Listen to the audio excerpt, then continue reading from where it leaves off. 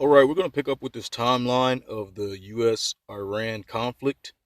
From here, we're going to pick up from May 14th of 2019. A report today says the Trump administration has reviewed a plan to send more than 100,000 troops to the Middle East to counter Iran. And new evidence is emerging that Iran was behind weekend attacks on ships in the Persian Gulf. Here's David Martin. After inspecting the damage done to 4 tankers anchored just outside the Persian Gulf, U.S. officials say it is highly likely Iran's hardline Revolutionary Guards are responsible for the attacks. The hole you see in the stern of a Norwegian tanker is only the tip of a much larger gash that extends below the waterline, where Iranian frogmen are believed to have attached explosives to the hull. None of the tankers were American, but the U.S. has an interest in keeping the Persian Gulf open to shipping and has threatened to retaliate against Iran for any attack on America or its interests. The U.S. has already sent an aircraft carrier and B-52 bombers to the Persian Gulf, and the New York Times reported the Trump administration is reviewing plans to send as many as 120,000 more troops. President Trump denied that, but not in a reassuring way. We have not planned for that. Hopefully, we're not going to have to plan for that. Let's listen to that again. 120,000 more troops. President Trump denied that, but not in a reassuring way. We have not planned for that. Hopefully, we're not going to have to plan for that. And if we did that, we'd send a hell of a lot more troops than that. Spearheaded by President Trump's hardline national security advisor, John Bolton, the U.S. is applying economic sanctions to throttle the Iranian economy and threatening to use military force if Iran strikes back. He has strong views on things, but that's okay. I actually temper John, which is pretty amazing, isn't it? Iran's supreme leader has vowed to resist the American pressure campaign. That sounds like a recipe for confrontation, and if somebody makes a mistake, for conflict. John? David Martin.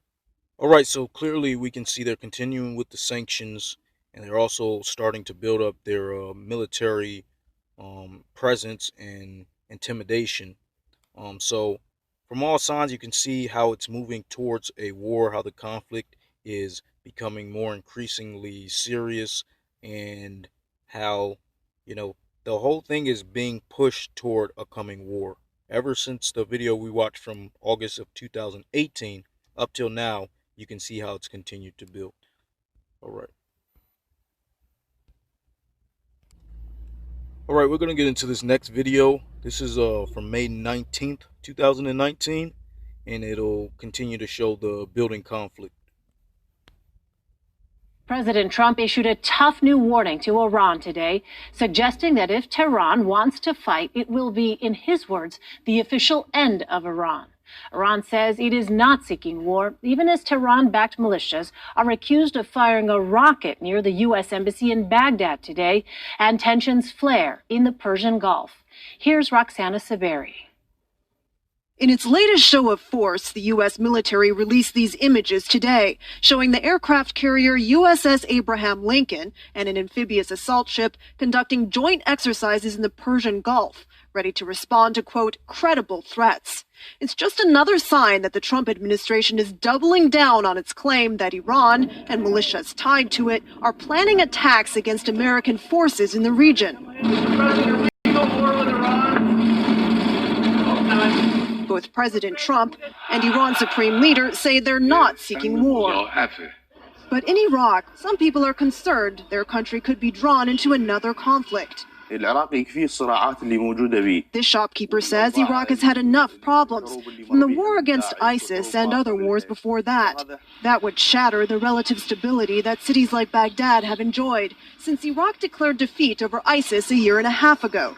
The Iraqi militias aligned with Iran continue to help the Iraqi military fight remnants of the Islamic State.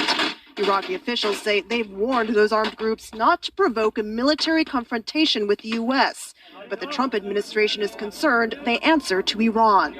Adding to the tensions in the past week, the U.S. withdrew its non-essential staff from its embassy in Baghdad. U.S. officials claimed it's highly likely Iranian forces were behind attacks on 4 oil tankers, a charge Tehran denies, and U.S. diplomats warned commercial airlines flying over the Persian Gulf of the potential for miscalculation or misidentification by Iranian military forces. It's too early to tell the exact type of rocket that was fired toward the U.S. Embassy not far from here in Baghdad. But a U.S. government official tells CBS News this category of weapon is routinely supplied by Iran to its proxies in Iraq. So, Elaine, this crisis is heating up. All right, Rox. Okay, so we can see from these reports so far that they're continuing to ramp up this impending war between the U.S. and Iran.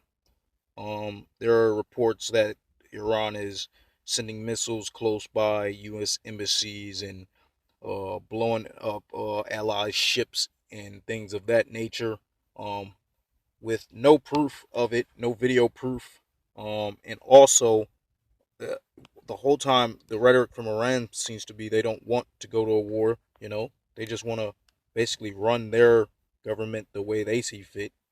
But the U.S. wants ultimately control over their actions, and that's why this is continuing.